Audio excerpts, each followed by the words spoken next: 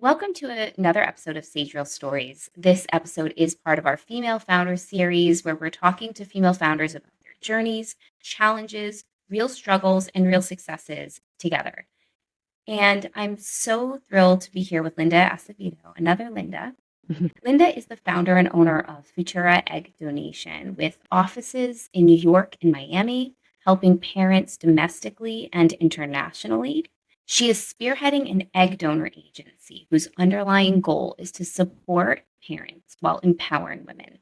And her main goal is to guide parents through the complexities that infertility causes and also connect with young women to help them achieve their future goals. A topic, an issue close to my heart. I suffered through infertility for 3.5 years, and it's lonely, and there's so much emotion with it. And so, what you're doing, Linda, is just incredible. Thank you for being here and sharing your story. Of course. Thank you so much for the invite. Very, very excited. So, I would love to just hear what your background was, where this idea came from, what was the inception of Future Egg Donation. Yeah, absolutely. So I had the honor and privilege of starting from an IVF clinic, where honestly, this is exactly where I was exposed to this world, the infertility world. It took me quite some time to understand the complexity of how it all works, honestly. Understanding what, the function of your ovaries are versus your uterus, understanding when you need an egg donor, when you need a sperm donor, who carries, oh my God, where does the embryo go? Is it a fresh transfer? Is it a frozen? Like understanding the complexity of what happens in an IVF clinic, honestly, I think it takes at least a year to really understand everything, just the Yeah. terminology in itself. So I definitely had the privilege and honor to have had started an IVF clinic, which is absolutely amazing. And I learned and I was highly educated from that background. And it wasn't until there was a moment, I will never, ever, ever forget that moment where there was an egg donor in the waiting room. She had just finished her retrieval and she was crying. And, I'll never forget, we're like, oh, why is she crying? Like, there's nothing, the doctor's amazing, clinic was amazing. She was like, everyone's great, Linda. Nurses were great. Like, this was such an amazing experience. I'm crying out of joy and just emotion. And there's two parts of that. Number one, anesthesia really is a downer. So the moment you wake up from anesthesia, especially me, I like first thing that I do, I start crying. So she was still obviously she was very emotional. She had just woken up from her retrieval, and she was this 20, I don't know, probably 23-year-old girl who was just overfilled with emotion. And this specific case, I actually was very close to the intended mother who had selected her. And right after the retrieval, the clinic typically, calls the intended parent, let them know that everything went well. And I felt that same level of emotion, of just overwhelmed compassion and gratitude from both ends, right? So I heard the mom and then I heard the donor. And in my head, I'm like, oh, I wish I can connect them all because there really is such a beautiful connection between, and not necessarily just, females also, you're single men and gay men, but that's where I determined, I was like, there's a really special bond and connection here.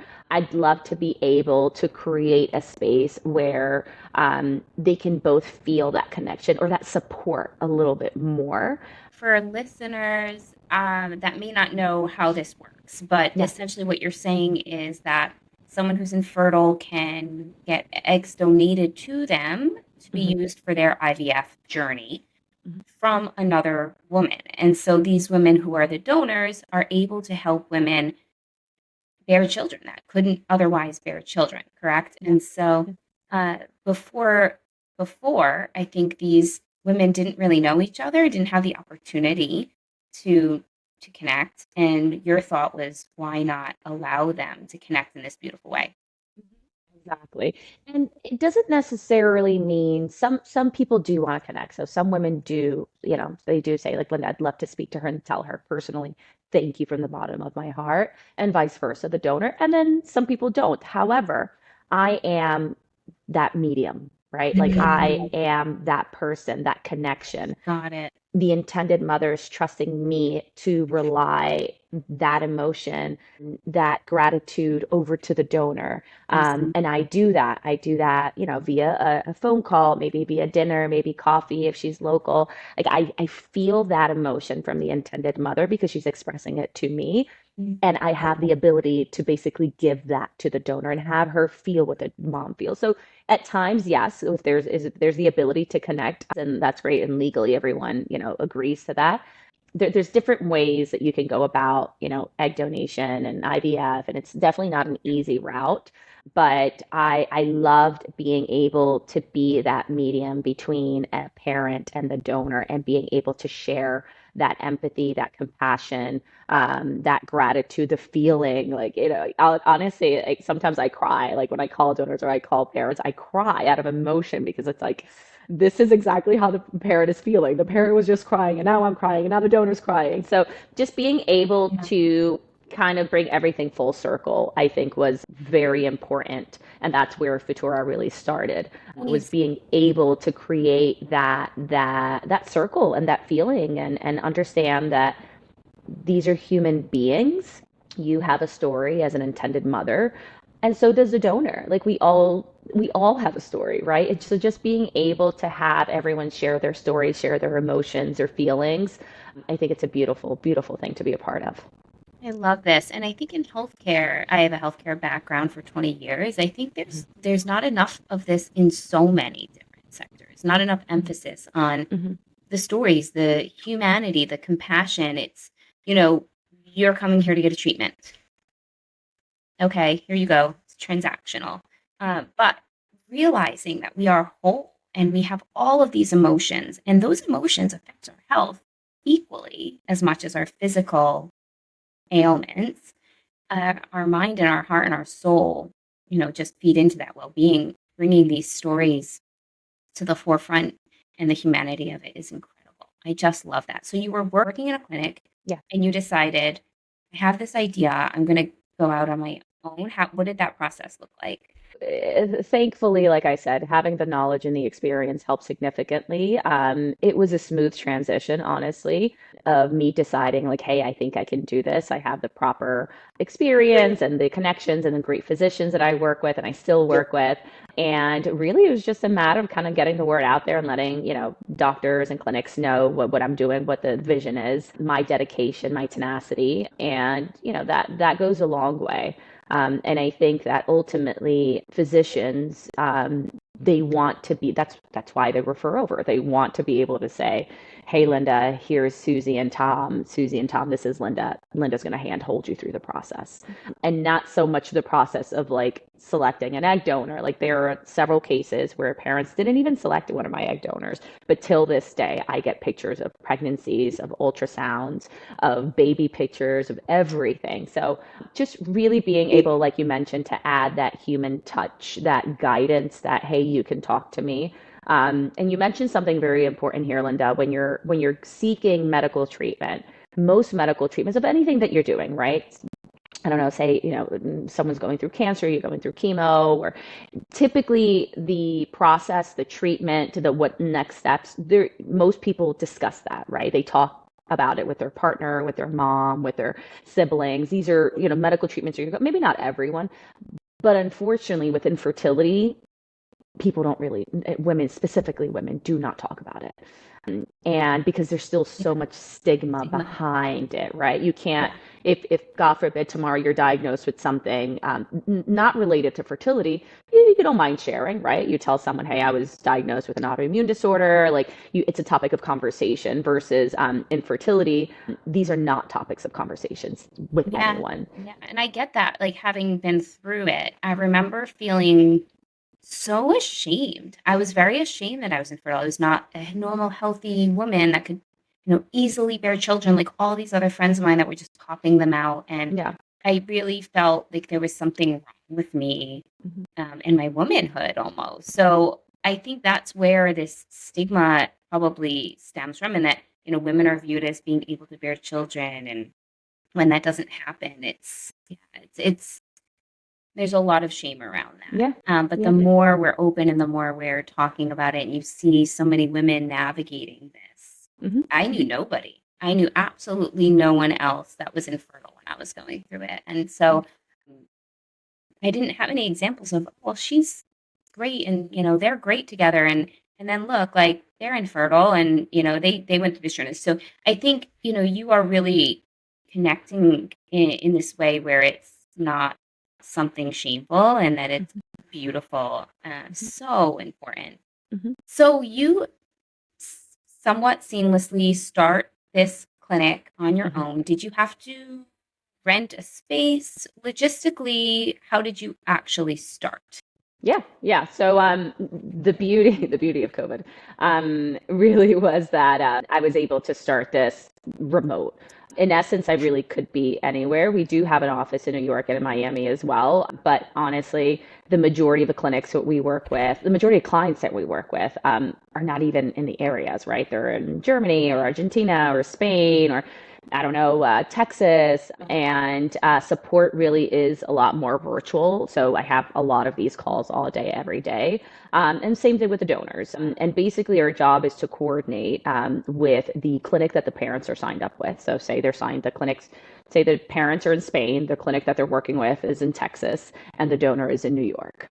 So, we have different people in different places, and our job really is to connect them to the proper clinics, the proper lab course, the proper requests, get them to Texas for the IVF clinic. So in essence, to answer your question, it really is most of it done remote because our parents, for the most part, they have full-time jobs. There are a lot of times where I do meet clients in person, whether it be domestically or internationally, just to, let it be a little bit more personal. But yeah, it was definitely I wouldn't say I guess it would say smooth process or transition of starting my own agency. I cannot thank enough, like honestly my background in being in the industry and knowing different clinics and attorneys and understanding how it all works and requirements and Yeah. rules and all of that. Awesome. And then how about your customer base? How did you grow that initially to a point where you felt okay financially being out on your own? Yeah, I would probably say that my clients, specifically intended parents, it definitely does help that I am bilingual. Mm, So there's a huge market for intended parents who speak Spanish and maybe live in Spain, live in Argentina. And if there's one thing that I know, being bilingual, is most people that are seeking treatment abroad, they want to speak and work only with someone who speaks their same language. So that was an automatic entry to a specific market, great. not only by language base, but also I understand language, I know the language, but I'm from here, right? And did um, you market to that base or was it word of mouth, Word of network? mouth. Yeah. Word of mouth, 100%. Everything has been word of mouth. Hey, there's someone who can help guide you that Yeah. speaks your same language and understands how, this specific medical system in the US works. That's going to be your proper guide. Same thing for donors, all word of mouth. I think I've been lucky enough to be able to connect with every single donor of ours. And you know how women are, right? Like once you feel comfortable with Yeah. someone and you've had a good experience with one donation, you'll tell your sister, your roommate, your best friend, your cousin. So in essence, everything has been word of mouth. Amazing. And it really speaks to your product market fit, right? Your niche Yeah. customer. I mean, that's a lesson in and of itself, really, is to find that very target customer and find Hmm. product market fit. And then that's where, I'm sure your net promoter score and, Yeah. word of mouth is just off the hook. So, Yeah. You have to have a level of emotional intelligence of understanding that yeah. parents are not necessarily just paying for a donor to go in and go out, but parents are all, especially women, they're also going through it, right? So they're also going through it. And maybe one day they're a little like, oh, hesitant. Maybe another day they're nervous. Another day they're fearful. Like just being able to vent and being able to talk to someone about it.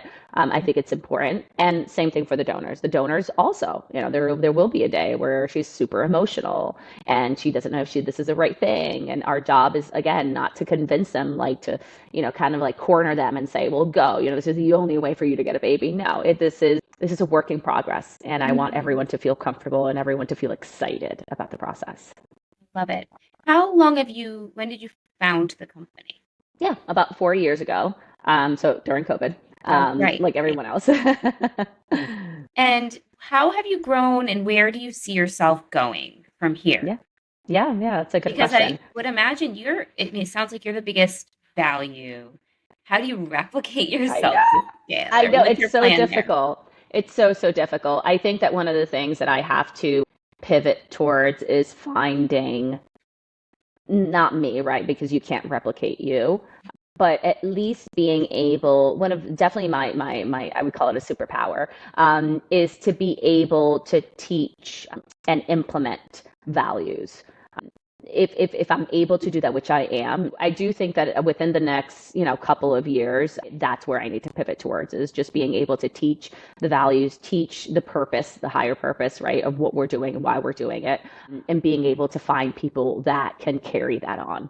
I have always said I would never, ever, that essence of human touch, that essence of being able to call you and see how you're feeling, I Mhm. never want to lose that. I think that this is a very fulfilling purpose, not just for me, but for any individual, any woman, any man, anyone that's in this role. Your fulfillment is going to come through that connection and that Yeah, ability to spend time with them. complete sense. Certainly you can't get an AI bot.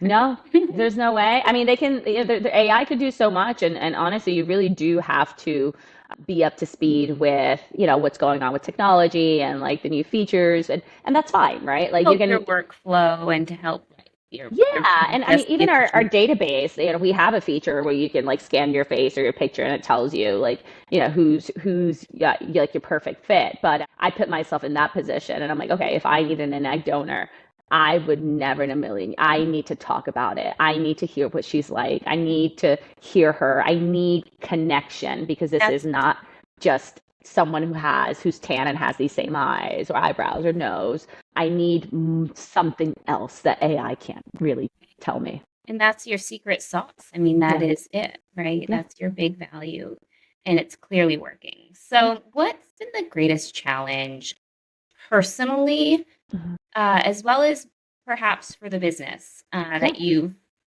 seen over the encountered over the last 4 years? yeah. There's a couple. I would probably say one thing that I always ask myself and ask other friends, colleagues that are professional career women, driven women. I always ask myself, how do women, how do you, how are you a career driven woman, right, with a full time job? And how are you also a wife, and how are you also a mom, and how are you also a daughter? I always ask myself that. I was like, how do women do this? Like I've been fortunate enough that I am in a phase in my life where I can dedicate everything to work. Every day, every minute, every hour, every second of my day, I have that luxury of doing that. But it's always in the back of my mind. I'm like, okay, like you're grateful and you know that you are special because most women cannot dedicate, all that time, just to work. They have to split their time between, being a businesswoman and being a daughter, being a mom, being a wife, being a friend. It's not necessarily that I struggle with that, but that's something always in the back of my mind is just really thinking about how other women do it, and understanding that at one point I'm going to have to learn how to do that. That's so interesting. Yeah. And I love the way you framed it, is that right now you're fortunate that you can dedicate, everything to it, but knowing that you have compassion for women that are juggling it and almost like you want to see how they're doing it so that you can Yes. prepare yourself. Yes. Um, Yes. I Like this get is not that. going to be it forever, Linda. Yeah. Like this is going to change eventually. So you better And learn how they're doing it. right, right. And even things kind of come up in your life that blow you up that you didn't even anticipate. Like I would say of all of the founder stories, I think that is a very common theme is the work life balance part of it because I think as women we are used to multitasking, but there's a lot of cultural still beliefs where men can just dedicate themselves fully to work and it's okay, but for women it's not. And I there's just it's just ingrained culturally. And so I think there's like a lot of guilt that comes with that and that can be overwhelming.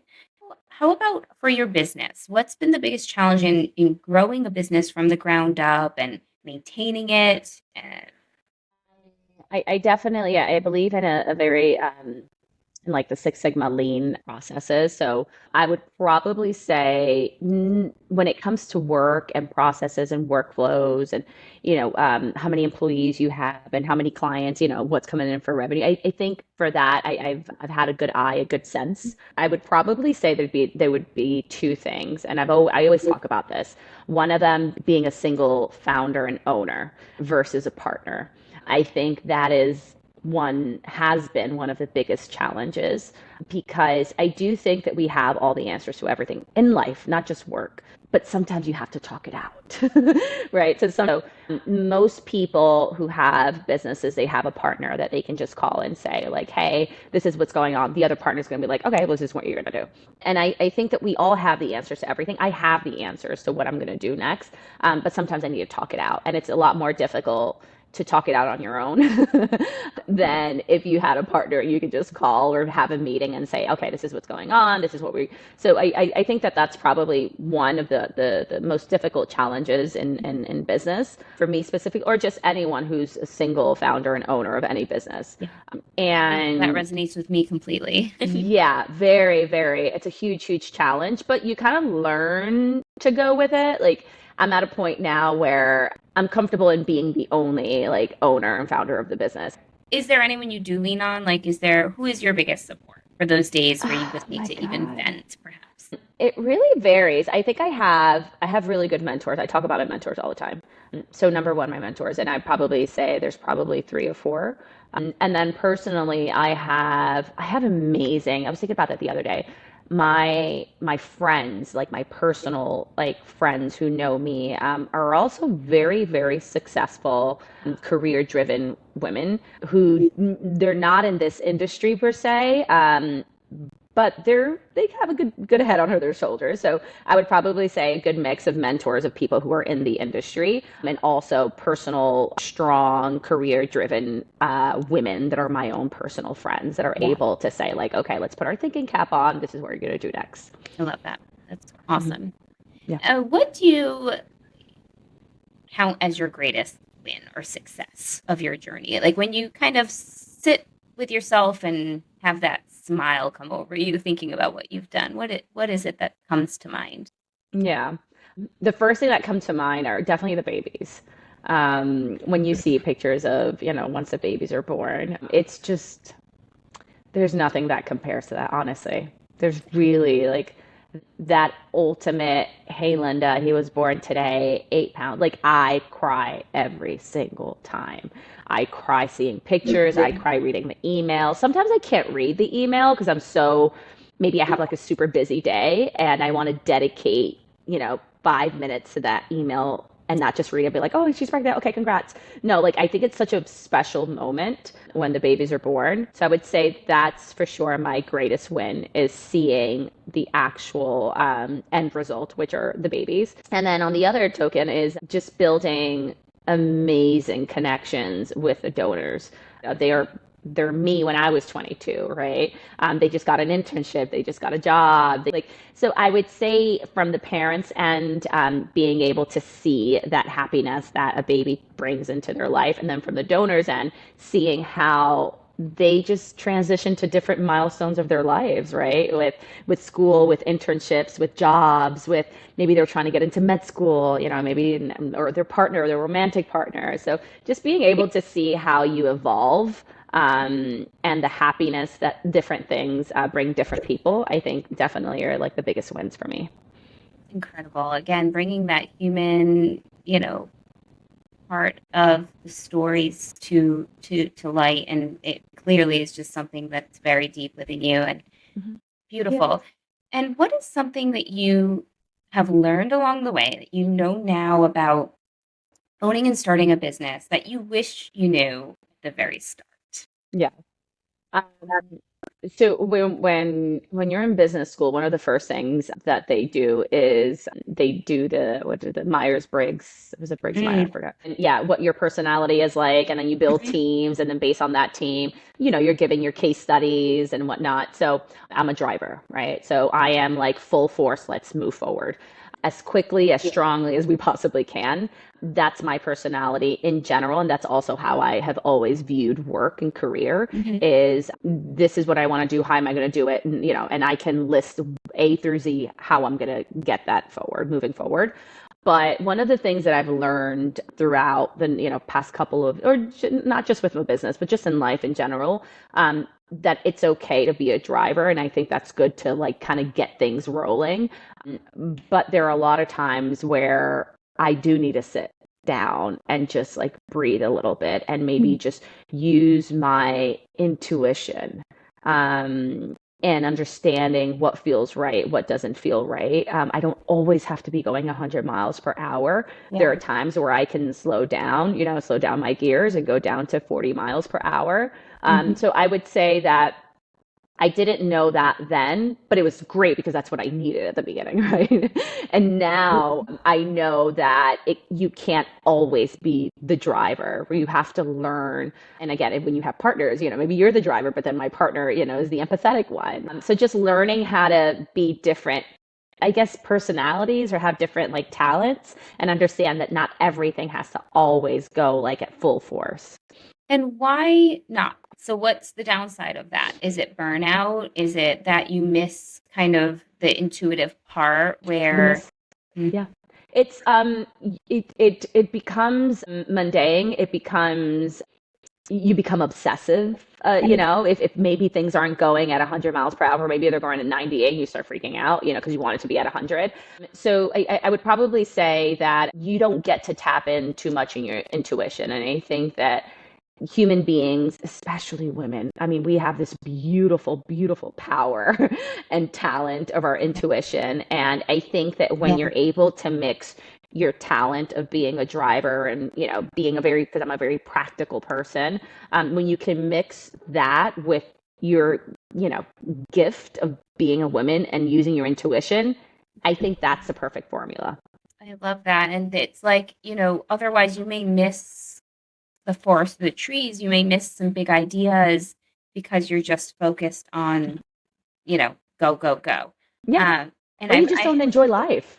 I think that's you don't enjoy life. Like you right, become so obsessed with got that it. one thing Yeah. and you forget, like, Linda, you're the human being too. You're also a woman. So yeah, you don't Yeah, and this enjoy. is a beautiful ride, to Mhm. be starting something that's impacting people and sitting with that. Great, great advice. Really great advice. Well, anything else you'd like to leave founders listening to this with, that are on this journey? Yeah, yeah. I'm very, very big on just support. I'm such a girl's girl. I really am. And I think that the more that we open up and the more that we share and the more that we talk about what our struggles are, what our strengths and our weaknesses are, I really, really do believe I'm such a optimistic person. I do believe that there are other women who can support you and help you, get clarity in anything that you're going through life. So just in general, I definitely do think for any female founders to open up, to share what you're struggling with, to share your story, because there are other women who, one, can help you, two, can empathize with you, and then three, can just make this more enjoyable. Well said. I mean, that's a great ending because it really speaks to the value of what we're trying to do at SageLink, and so thank you for being part of this, Linda. Linda is open to outreach for anyone listening who, just heard her story and it resonates. And maybe you want to dive deeper on some things that she discussed or just connect. Like she said, it is so powerful. Thank you so much for taking the time. I wish you the absolute best in what you're doing, impacting more and more women and parents. Thank you. Thank you, Linda. Thank you so, so much. Join our network of real women and real wisdom at sagelink.com. SAYGELINK.